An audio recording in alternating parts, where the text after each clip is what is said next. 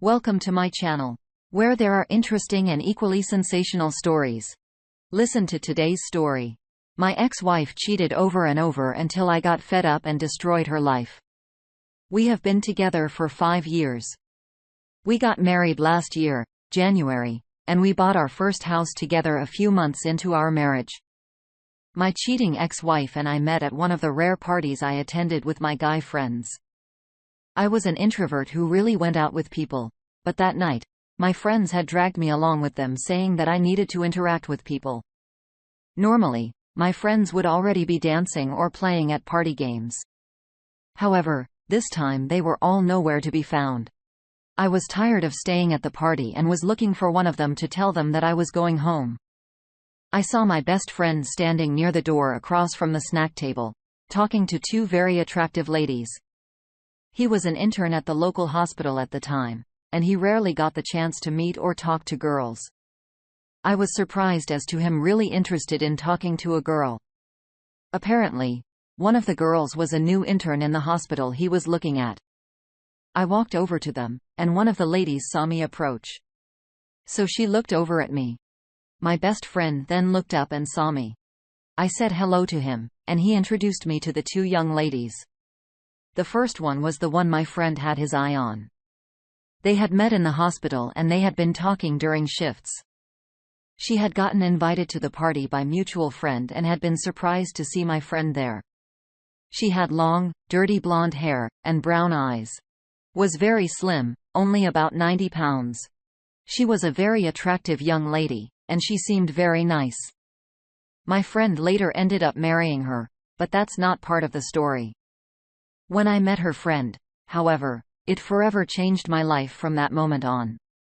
Her friend was 53 with a slim athletic build.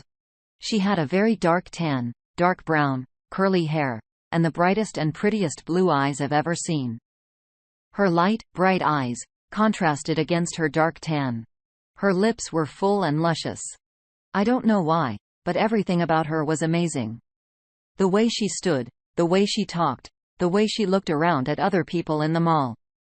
Everything about her was wonderful.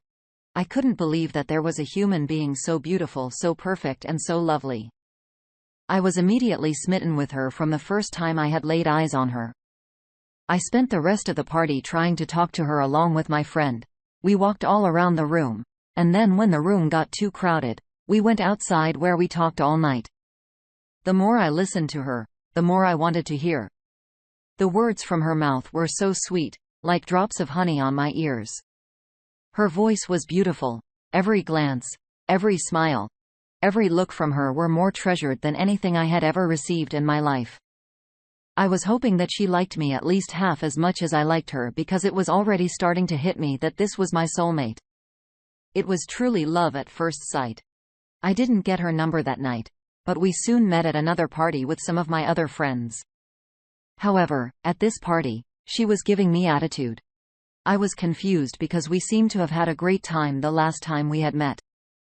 I decided to talk to my friends since I had no experience with ladies because of my introverted nature. When I told my friends about her, they advised me to stay away from her because was probably trying to bait me and must probably have a boyfriend. On hearing that, I figured what they said was true and I stayed away from her. The next time I met her was when I went as my friend's wingman on his first date with her friend.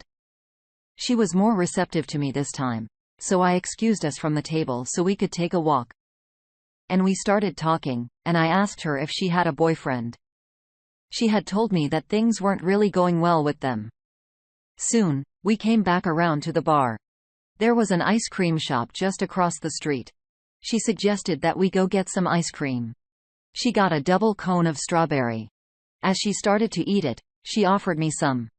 I knew then that she must like me because no girl is going to let a guy eat from her ice cream cone if she isn't really into him.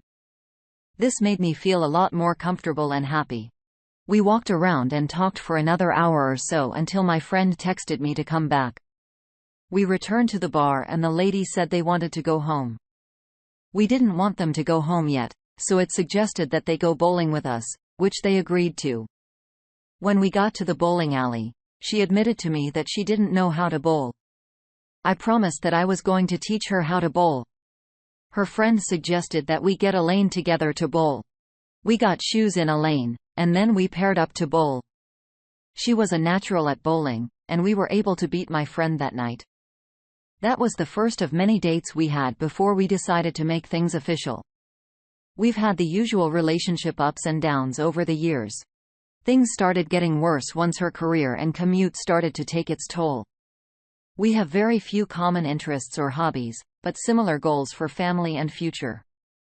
We are both doing fairly well in our careers, so the job stuff below has more to do with identity and achievement than financial needs. We've always had an open and honest device policy. Trust meant that I never had to go through her phone. She's cheated twice before in prior relationships.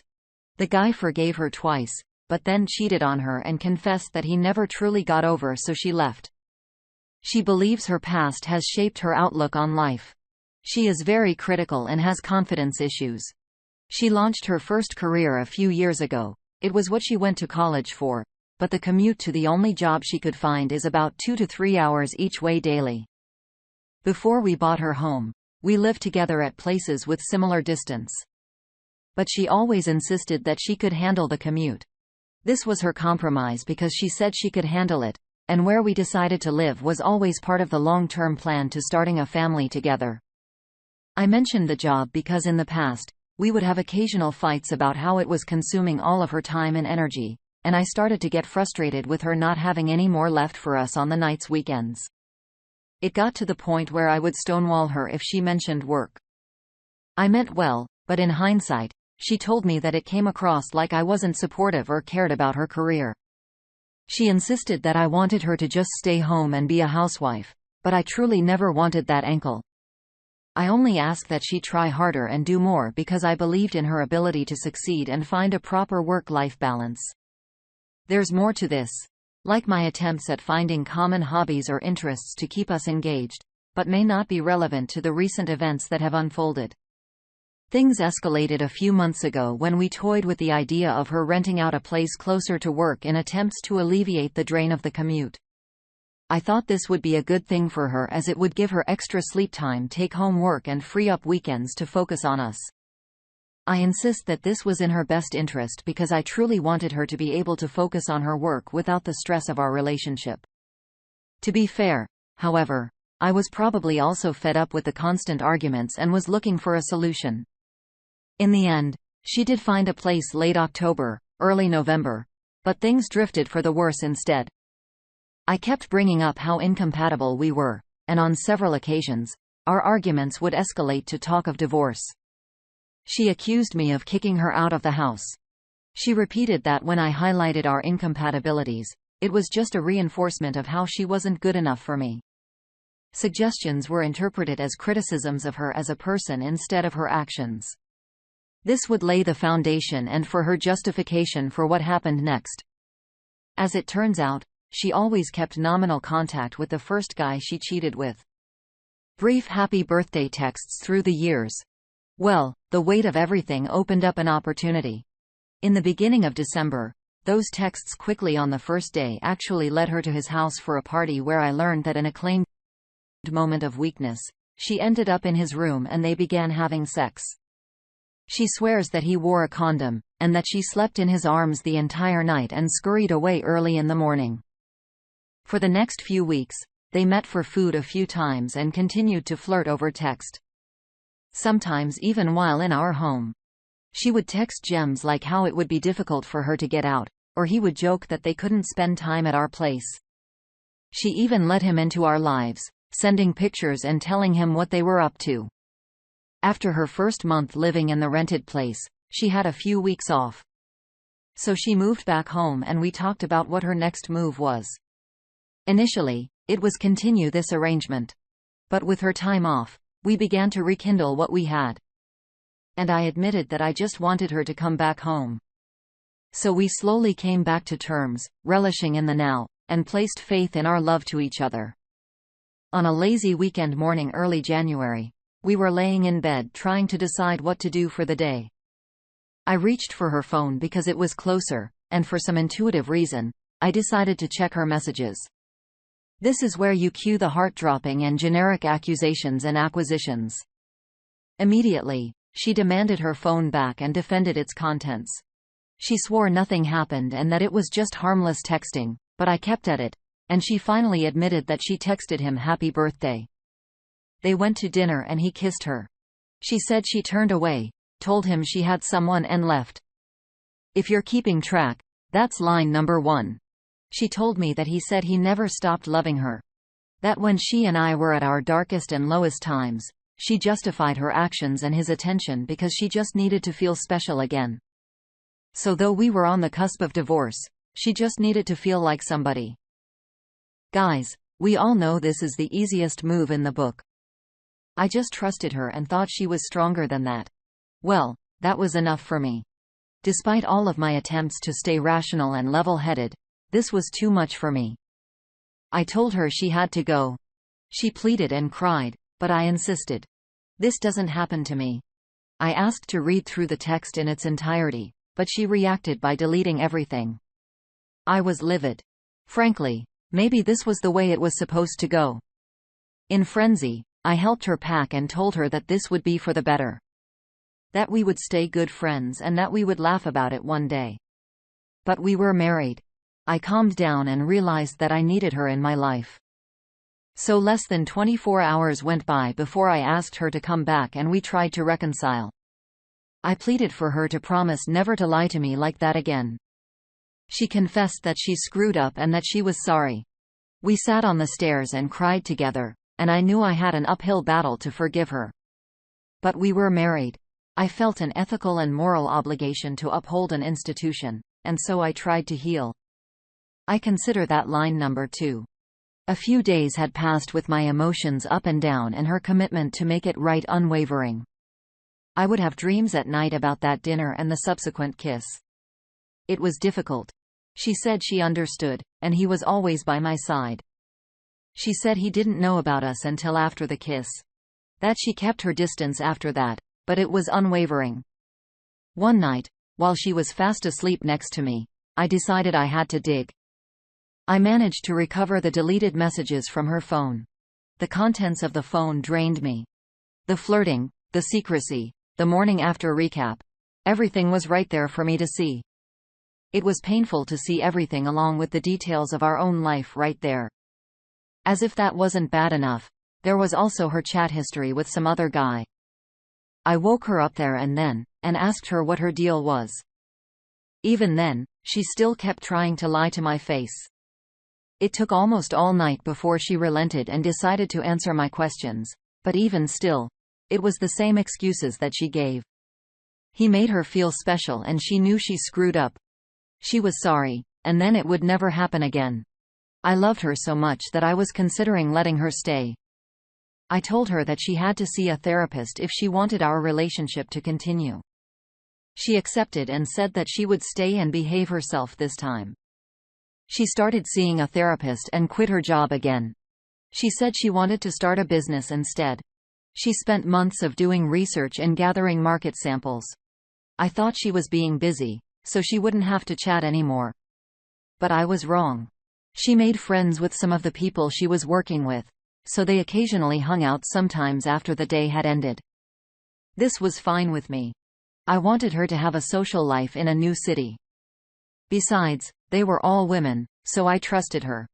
And we were both clear about wanting a monogamous relationship with one another, so there was no space for cheating again. One day, it didn't come home. I texted her out of concern, just making sure she was all right, and didn't hear back until the next day when she got home at the same time as me wearing another man's shirt. I asked her about it. She said one of her new friends had gotten too drunk and taken off his shirt and ran off. So they spent all night looking for him. I, being the devil's advocate, believed her. She started coming home drunk more often, which I didn't approve of. I gave her an ultimatum, letting her know that as much as I supported her taking her own journey and learning her own lessons, that I couldn't condone the actions that were happening. That things needed to change if we were going to continue being in each other's lives. On Thursday, I was on my way home from work. I had decided not to go to the gym because work was extremely exhausting. I walked into the house to find her in bed with another man. I closed the door almost as fast as I had opened it, to try and process what I had seen. I waited for about 15 seconds to gather my thoughts and then opened the door again. This mystery man walked up to me in his boxer shorts, extended his hand trying to apologize, saying that he had no idea I existed. I accepted the apology and asked him to leave, pretty calmly considering the shock I was in. Moved out of the house 3 days later. Needless to say, as much as I would have loved to throttle the other guy, it was not his fault. It was her choice to knowingly betray me and to lie about it. Now I was completely mad. I had given her the chance over and over to stay faithful, and she betrayed me again and again. There was no way I was letting it go because she had more or less emasculated me. I didn't go home for weeks because there was no way I'd go back while she was still there. She kept trying to call and text, but I ignored her. The first thing I did was cancel all the cards I was finding in her name. There was no way I'd let her continue to leech off of me. Then I got an attorney with all the proof I had gotten. She begged and pleaded when she was served papers, but there was no way I was listening again. I kept thinking about how I should have left her a long time ago, but I didn't. It wasn't enough that I cut her off for me. I needed to do more. Something that would make her hurt for the times she had hurt me. Since her business plan was in its final stage, she needed money to implement her idea. Money I had promised to cover half of the loan. She was supposed to find the other half, but she blew the interview with the bank manager and was trying to reschedule. Because she had to cover the cost of divorce. Since she was a guilty party and she had no job, the bank didn't give her the loan. Now she was home, wasn't broke, and I wasn't done. The next thing I did was find a couple of my buddies who I knew could drop the cash I needed to start it, then implemented her business idea and started it off. The thing is, it's a first-of-its-kind business. So even if she launched it after I did, I still had an advantage over her in the market. The business was a hit with everyone, and I have been having a great time reaping the benefits. As she could steal my heart, stomp on it over and over again, then I was entitled to stealing her business idea. She got another job after that. So when I extended offices, made sure to pick a location where she would have to pass through every day to get to work. Update. She reached out to me through my lawyer last month to tell me that she was pregnant and had given birth. It's been almost 6 months since the last time I caught her cheating, and I didn't want to believe her at first. She was pregnant while we got divorced, but she was just mentioning it now. I was suspicious and thought she wanted to trap me with a child, so I told her that the only way I would believe her was if we took a DNA test at a clinic of my choice. She agreed because she had no choice. Well, it turns out that the baby is indeed mine. I told her that she could keep the baby until the baby is weaned, then I get to keep full custody. Even now, I make sure to buy everything my baby needs so that she doesn't touch a penny of my money. So now I have to see her for the sake of my precious little girl, but I made sure that she doesn't have the access to me that she once did.